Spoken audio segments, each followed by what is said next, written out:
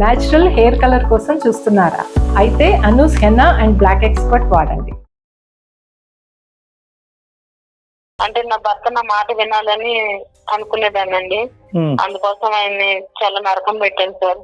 అందుకని ఆయన ఇంట్లోంచి వెళ్ళిపోయారండి. నా కళ్ళకి కనిపించకుండా మొత్తం అంతా ఆమె చేసిందండి. ఒక బంధం ఏర్పడిన తర్వాత గ్రిప్పులు పెట్టాలేంటి, లైన్లు పెట్టాలేంటి, లూపులు పెట్టాలేంటి? మంచి కోరినట్టే నమ్మించిందండి. నా మంచి కోసమే చెప్తున్నారని వినే కదా నేను నా కాపురాన్ని పాడు చేసుకున్నాను. నేను నా తోటకోళ్ళు నాతో మాట్లాడట్లేదండి. చాలా మాట్లాడినా కూడా చాలా చులకనగా చూస్తుంది ఇప్పుడు. యోగక్షేమాలు తెలుసుకోవాలి కదా, అతను ఎలా ఉన్నాడు, అసలు ఉన్నారా అంటే సారీ ఆయన ఉన్నారో లేదో అని భయం అండి. ఒక్కొక్కరు ఎంతో సంతోషంగా ఉండేవాడు అండి.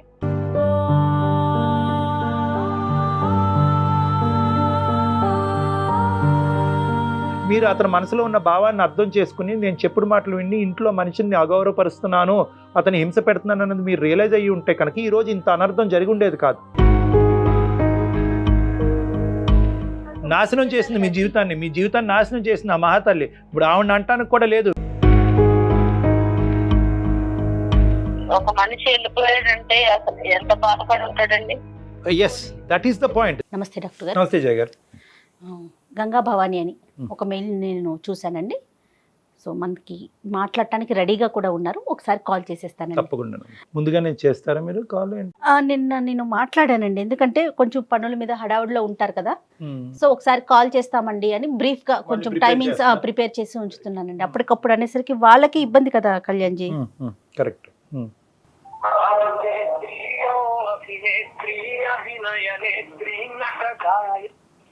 హలో భవానీ గారండి?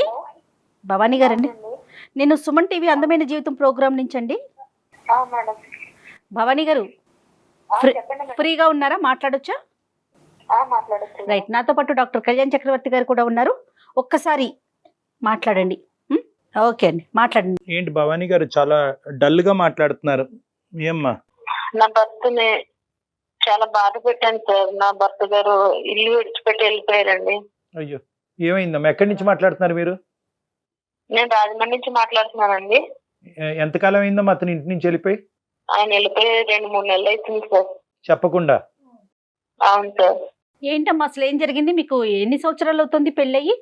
5 సంవత్సరాలు అయిందండి పెళ్ళయి. పిల్లలు? 2 పిల్లలు సార్. పిల్లలు మేడం. Okay okay. ఏంటండి కారణం ఏంటి? కారణం ఏంటంటే నా భర్త నా మాట వినాలని అనుకునేదానండి. అందుకోసం ఆయన్ని చాలా నరకం పెట్టాను సార్.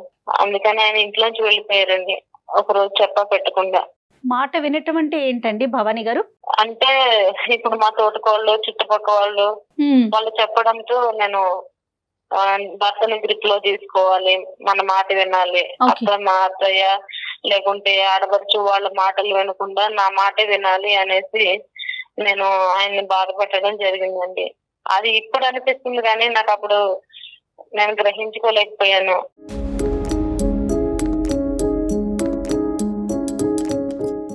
నా పిల్లల్ని చాలా బాగా ఎంతో ఏడుస్తున్నారండి. నేను కూడా ఎంతో ఏడుస్తున్నాను, ఎందుకంటే ఇల్లు విడిచిపెట్టి వెళ్ళిపోయారు కదా.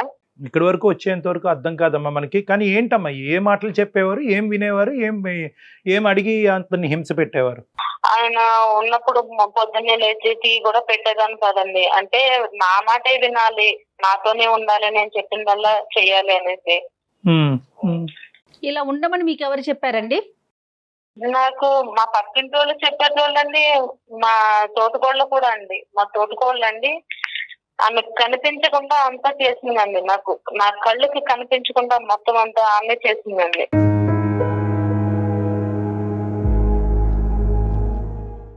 ఆ మాట వినే నా కాపురాన్ని ఇంతవరకు తెచ్చుకున్నానండి. కదమ్మా, ఇప్పుడు నీ ఇంట్లో ఏంటి లెక్క అన్నది నీకు బాగా అర్థం అవుతుంది కదా. 5 సంవత్సరాలు 2 పిల్లల కన్నా నువ్వు అసలు నీ భర్త ఏంటి, అతని ఇష్టాలు అయిష్టాలు ఏంటి, ఎక్కడ ఎండగట్టచ్చు, ఎక్కడ అడగచ్చు, ఎక్కడ అడగకూడదు అనే ఎస్టిమేషన్ నీకుండాలి కదమ్మా. అతన్ని వేరే వాళ్ళు చెప్పేది ఏంటి? ఎంత బ్రెయిన్ వాష్ చేసినా కూడా నీ కాపురం గురించి వేరే వాళ్ళు బ్రెయిన్ వాష్ చేయటం ఏంటి? నీ మొగుడు చేజారిపోతాడు, వాళ్ళ సంగతి మీకు తెలియదు, మీకంటే ముందు నేను వచ్చాను, నేను కాళ్ళ కింద తొక్కు పెట్టేస్తారని నా తోటకళ్ళు నాతో చెప్పేదండి.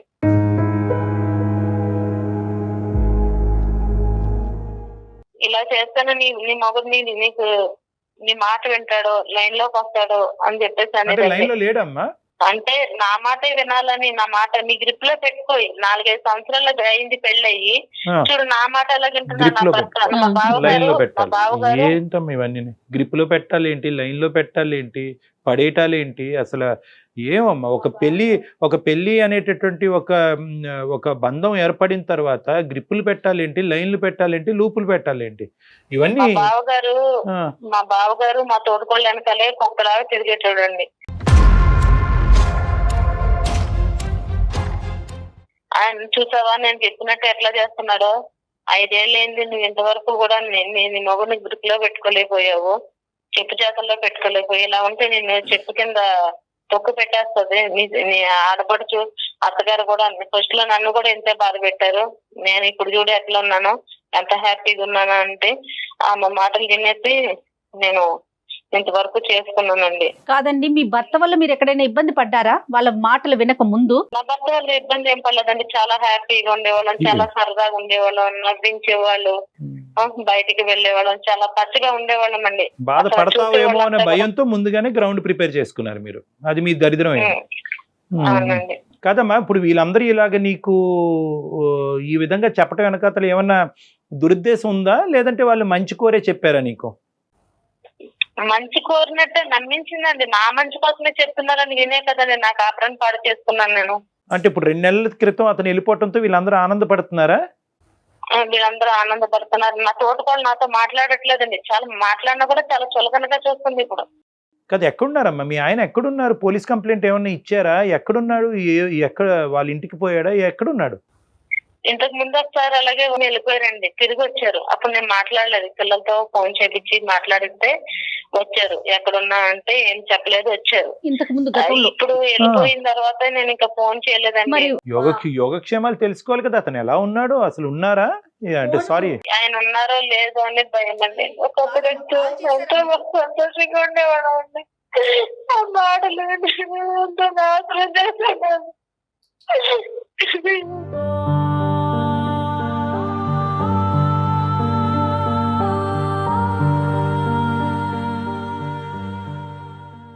అది బతుకుంటారా, అది బతుకున్నారా, చనిపోయినా కూడా చదివికుంటున్నాను, ఏం చేయాలో సాధట్లేదు అండి.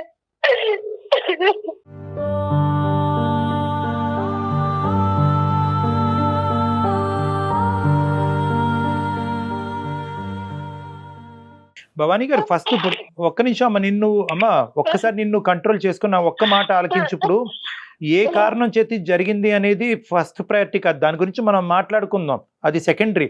ఫస్ట్ ప్రైమరీగా ఏంటంటే అతని యోగక్షేమాల గురించి తెలుసుకోవాలి. అతను ఎక్కడున్నాడు, పోలీస్ కంప్లైంట్ పెట్టాలా, వాళ్ళకి చెప్పాలా, నువ్వు ఎటువంటి సపోర్ట్ తీసుకోవాలి, ఎవరికి ఫోన్ చేయాలి? ఇప్పుడు వరకు అతనికి నువ్వు ఫోన్ చేయకపోవటం ఏంటమ్మా? ఆయన మాటలు విని అతన్ని ఎంత బాధ పెట్టారంటే, వచ్చిన దగ్గరకు వచ్చినా కూడా అన్నం కూడా పెట్టేదాన్ని కదండి, ఎంత బాధ పెట్టా నాకు ఇప్పుడు అర్థమవుతుందండి. మనిషి దూరం అయ్యాక ఆలోచిస్తూ నేను ఎంత మూర్ఖంగా ఉన్నానో నాకు ఇప్పుడు అర్థమవుతుందండి.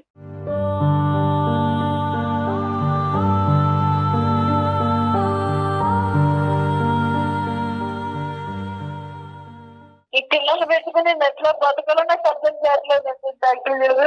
అమ్మ, ఇప్పుడు ఫస్ట్ అండ్ ఫార్మోస్ట్ అతను ఎక్కడున్నారు, ఎలా ఉన్నారో దాన్ని కనుక్కోవటం అనేటటువంటిది ఇంపార్టెంట్. అది మీరు కనుక్కున్నా మాకు అతని నెంబరు, అతను వాళ్ళకి సంబంధించినటువంటి వాళ్ళ నెంబర్ ఇచ్చినా కూడా మేము కూడా మా టీం ద్వారా మేము కనుక్కునే ప్రయత్నం చేస్తాం. ఇప్పుడు అతను వెతికేటటువంటి ప్రయత్నం, అతను వేరే అబౌట్స్ ఏమైనా తెలిసినాయా, దానికి మా సహకారం ఏమైనా కావాలా అని అడుగుతున్నానమ్మా. అవునండి డాక్టర్ గారు, ఆయన ఎక్కడున్నారో తెలియలేదండి. ఫోన్ నెంబర్ ఏమవుతుందండి, కాల్ చేస్తే ఏమొస్తుంది ఆన్సరు? కాల్ చేస్తే నాకు రెస్పాన్సిబుల్ అవుతుందండి. ఓకే, మరి పోలీస్ కంప్లైంట్ ఇవ్వాలి కదమ్మా. అతను క్షేమంగా ఉన్నారా అమ్మా? ఇచ్చామండి, ఇచ్చానండి. అయినా సరే ఏమేమి నాకు ఆచూకీ తెలియలేదు. వాళ్ళ పేరెంట్స్ కి తెలిసిందా, వాళ్ళ కుటుంబ సభ్యులకు తెలిసిందా ఈ విషయం? తెలిసిందండి, అందరూ నన్నే తిట్టుకొస్తున్నారండి. ఎందుకంటే అతను అంటే ఇంకా ఏమి న్యూస్ లేదమ్మా ఎటువైపు నుంచి కూడా? లేదండి, ఏం ఆచూకీ లేదనండి. ఆచూకీ లేదనే కదండి నేను మెయిల్ చేసింది మీకు. మేము మా సోర్సెస్ ద్వారా కూడా మేము కనుక్కునే ఖచ్చితంగా సుమన్ ప్రయత్నం టీవీ ద్వారా చేస్తాము. ట్రై చేస్తామండి మా టీం ద్వారా. కానీ ఇక్కడ ఏంటంటేనమ్మా, ఈ రోజు అతను క్షేమంగానే ఉంటాడు అనే నమ్మకంతోనే మనం మాట్లాడుకుందాం అమ్మా. ఓకే, ఎందుకంటే బహుశా అతను ఎన్ని విధాలుగా శతవిధాలుగా నీకు ఏ విధంగా చెప్పాలి అని అనుకున్నా కూడా ఆ మెసేజ్ నీకు రీచ్ అవ్వకపోవటం వల్ల, ఇంట్లో భర్త మాట్లాడేటటువంటి మాట కాకుండా వేరే వాళ్ళు చెప్పే మాటలు నమ్ముతుంది నా భార్య అనేది మీకు అర్థం చేసేటటువంటి విధంగా చెప్పుకోలేక అతను పదే పదే చేశాడు. అసలు ఫస్ట్ టైం అతను ఇంట్లోంచి బయటకు వెళ్ళినప్పుడు, వారం రోజుల పాటు వెళ్ళినప్పుడే మీరు అతని మనసులో ఉన్న భావాన్ని అర్థం చేసుకుని, నేను చెప్పుడు మాటలు విని ఇంట్లో మనిషిని అగౌరవపరుస్తున్నాను, అతను హింస పెడుతున్నాను అన్నది మీరు రియలైజ్ అయ్యి ఉంటే కనుక ఈ రోజు ఇంత అనర్థం జరిగి ఉండేది కాదు. అదేనండి, అదే డాక్టర్ నేను చేసిన పొరపాటు నాకు ఇప్పుడు గ్రహించుకున్నానండి. ఎందుకంటే నేను ముందు గ్రహించుకుంటే ఇంతవరకు వచ్చేది కదండి. ఇప్పుడు అమ్మ చేతులు కాలేక ఆకులు పట్టుకోవటం కాదమ్మా. ఇక్కడ ఏంటంటే, ఇక్కడ ఈ తెలివి తక్కువతనం అని అంటాను, అంతకు మించి నేనేమన్ను. ఈ చెప్పుడు మాటలు వింటాం, వాళ్ళు బ్రెయిన్ వాష్ చేశారు, వాళ్ళకు దురుద్దేశం ఉందండి, ఇవన్నీ ఏంటంటే ఇవన్నీ చిల్లర అంశాలమ్మా. ఇవన్నీ చాలా చీప్ అంశాలు. ఇవన్నీ ఏంటంటే ఎప్పుడైతే పెళ్లి కుదిరిందో, పెళ్లి అయ్యిందో మీ ఇద్దరి మధ్యన, అప్పుడే మీ బాండ్ ఎస్టాబ్లిష్ అయినట్టు. అతని గురించి మీరు, మీ గురించి అదర్ బ్లైండ్గా ట్రావెల్ చేయాలన్నమాట. ఇంకా అక్కడ చెప్పుడు మాటలు, గ్రిప్లో పెట్టుకోవటాలు, ఏవేవో ఇవన్నీ మనం చాలా వింటూ ఉంటాం. ఇది కలపండి, అది కలపండి, అది నెత్తుకు రాయండి, ఇచ్చేయండి, ఇలాంటివి ఏవేవో చేస్తూ ఉంటారు. ఇవన్నీ కూడా అమాయకమైనటువంటి చర్యలు, పనికిరాని చర్యలు, బంధాన్ని ఇంకా బలహీనపరిచేటటువంటి చర్యలు ఇవన్నీ. సో ఇప్పటికైనా కూడా నువ్వు అర్థం చేసుకోవాల్సింది ఏంటంటే, ఈరోజు నీ కళ్ళ ద్వారా, నీ మనసు ద్వారా నీ బంధాన్ని నువ్వు చూడాలి, నీ భర్తను నువ్వు చూసుకోవాలి. అతను నీ కళ్ళకి ఏదైతే కనిపిస్తున్నాడో అదే నిజం. వాళ్ళ ఇంట్లో జరిగినటువంటి స్టోరీని తీసుకొచ్చి మన ఇంట్లోకి పూసేటటువంటి ప్రయత్నం చేయకూడదు. వాళ్ళు ఏదో చేశారు కాబట్టి మనం అలా చేస్తే కనుక ఇక్కడ బంధం బలపడుతుంది అనే పిచ్చి ఆలోచనలు కరెక్ట్ కాదు ఇక్కడ. సో ఇక్కడ నీ గురించే చెప్పట్లేదు, ఇది ఇలాంటి సంఘటనలు జరగకముందే అటువైపు ఇంకెవరైనా కూడా మన వాళ్ళు ఈ కార్యక్రమం చూస్తుంటే కనుక వాళ్ళందరికీ కూడా, అటువంటి ఆడవాళ్ళందరికీ కూడా, అటువంటి మగవాళ్ళందరికీ కూడా మనం చెప్పే మెసేజ్ ఏంటంటే, మీ కళ్ళ ద్వారా ఈ బంధాన్ని ఎలా అయితే చూస్తున్నారో, మీ కళ్ళ ద్వారా మీ పార్ట్నర్ని, మీ మనసు ద్వారా మీ పార్ట్నర్ని ఏదైతే చూస్తున్నారో ఆ అసెస్మెంటే కరెక్ట్. ఎవరైతే బయట నుంచి వచ్చి మా జీవితం ఇలా జరిగింది, అప్పుడు మేము ఈ చర్య తీసుకోవటం వల్ల మేము జాగ్రత్త పడ్డాం, లేదంటే ఇన్వాల్వ్ అవ్వటం కరెక్ట్ కాదు. అదొకటిని, మేము ఈ చర్య తీసుకోకపోవటం వల్ల మా జీవితంలో ఈ అనర్థం జరిగింది కాబట్టి నువ్వు తొందరగా ఈ చర్య తీసుకో అంటే కనుక, వాళ్ళు మంచి ఉద్దేశంతో చెప్పినా, దురుద్దేశంతో చెప్పినా, అక్కడ ఫిల్టర్ మెకానిజం అనేటటువంటిది, అక్కడ వారధి అనేటటువంటిది మీ ఆలోచన శైలి, మీ ఆలోచన శైలి, మీ అనుభవాలు, మీ భర్తతో మీకు ఉండేటటువంటి బాండింగ్ వల్ల మీరు అది ఫిల్టర్ చేసి అప్పుడు మీరు ఏదైనా రియాక్ట్ అవ్వకండి. అంతేగాని వాళ్ళు ఇది చెప్పారండి కాబట్టి ఇది నేను చేసేసానంటే కనుక ఇప్పుడు సఫర్ అవుతుంది ఎవరు బాధపడుతున్నారు? మీరు, మీ పిల్లలు బాధపడుతున్నారు. వాళ్ళకేంటి ఆవిడ అనవసరం, ఆవిడ చులకం చేస్తే ఏంటంటే అమ్మా, మొత్తం అంతా నాశనం చేసింది మీ జీవితాన్ని నాశనం చేసింది ఆ మహాతల్లి. ఇప్పుడు ఆవిడ అంటానికి కూడా లేదు, విన్నటువంటి నీ బుద్ధి ఎక్కడ పోయిందమ్మా? నీ బుద్ధి పోయింది కదా. ఇప్పుడు తను మంచిగానే ఉన్నారండి, తన ఫ్యామిలీతో బాగున్నారా? మరి చూడండి, ఒకప్పుడు చాలా హ్యాపీగా ఉండేటోళ్ళం, సరదాగా ఉండేవాళ్ళం, బయటకు వెళ్ళేవాళ్ళం, నవ్వించేవారు, నిజంగా చాలా హ్యాపీ ఉండేవాళ్ళం అండి. నేను ఏంటంటే ఆ మాట విని మొత్తం నేనే నీ సైకాలజీలో కీలకమైన లోపం ఉందమ్మా. ఏంటంటే నువ్వు ఆ చెడు సైడ్ ఆఫ్ జీవితాలనే చూస్తున్నావు. ఇలాంటివి, ఈ కార్యక్రమాలన్నీ చేయకుండా హ్యాపీగా జీవించేటటువంటి భార్యాభర్తలు నువ్వు చూడట్లే. ఈ చెడు సైడ్ థింగ్స్ చూసి, అదే వాళ్ళ ఇంట్లో ఇది చెడిపోకుండా ఇది జరిగింది, ఇది చేయకపోవటంలో ఈ చెడు జరిగిందని చెప్పి ఆ మెసేజ్ తీసుకొచ్చి ఇక్కడ ఉన్నా కానీ నువ్వు ఎంత సుఖపడుతున్నావు, ఎంత సంతోషిస్తున్నావు, నీ భర్త ఎంత మంచివాడు అనేటటువంటిది ఇది చూడట్లేదు. ఇవన్నీ ఈ మంత్రాలు, తంత్రాలు, ఈ మాయలు, ఈ మసిపూసేటటువంటి కార్యక్రమాలు లేకుండా ఎంతమంది భార్యాభర్తలు హ్యాపీగా బతుకుతున్నారని ఆ సైడ్ ఆఫ్ ద థింగ్ కూడా నువ్వు చూడట్లేదు. సో నీ సైకాలజీలో ఏంటంటే నువ్వు చూసే విధానంలో మార్పు రావాలి. ప్రేమ, ఆప్యాయత, మమకారం, ఒకరికి ఒకరి జీవితాన్ని త్యాగం చేసుకోవటానికి మించినటువంటి బ్రహ్మాస్త్రాలు ఎక్కడా లేవు జీవితంలో. భార్యాభర్తలే ఉంటుంది కదండి భవానీ గారు. ఇప్పటికీ కూడా మీరేంటంటే, ఆవిడ ఇప్పుడు హ్యాపీగా ఉందండి, ఆవిడ పట్టించుకోవట్లేదండి, ఇప్పుడు ఆవిడ నా మొహం చూడట్లేదు అని చెప్పి ఇప్పటికీ కూడా నీ సమస్య ఈ స్థాయిలో ఉన్నా కూడా ఇంకా ఆవిడ పాయింట్ ఆఫ్ వ్యూలోనే నువ్వు ఆలోచిస్తున్నావు. మీ జీవితంలోకి మీకు రండి. సమాజం మీ కుటుంబం గురించి ఏమనుకుంటే కనుక మీకు అనవసరం. సమాజంలో ఎవరు భార్యలు, ఏ భర్తలు ఏ విధంగా వాళ్ళు కుటుంబాన్ని కాపాడుకుంటున్నారు, చెడగొట్టుకుంటున్నారు అన్నది మీకు అనవసరం. మీ అంశాన్ని మీ కళ్ళ ద్వారా, మీ మనసు ద్వారా మీరు అసెస్ చేసుకోండి. Individuality and independence is important. Your family is not equal to somebody's family. ఇప్పుడు ఇవన్నీ కూడా ఏంటంటే తర్వాత మీ క్షేమంగా మీ భర్త గారు మీ దగ్గరికి తిరిగి వచ్చిన తర్వాత మీరు అవలంబించవలసినటువంటి సైకలాజికల్ థియరీ అండ్ టీమ్ గురించి నేను ఇప్పుడు ముందుగానే చెప్తున్నాను. ఫస్ట్ అవర్ ప్రయారిటీ ఏంటంటే భగవంతుడి దయ వల్ల అతను క్షేమంగా మీ ఇంటికి వెనక్కి తిరిగి రావాలి. ఆ పిల్లలకి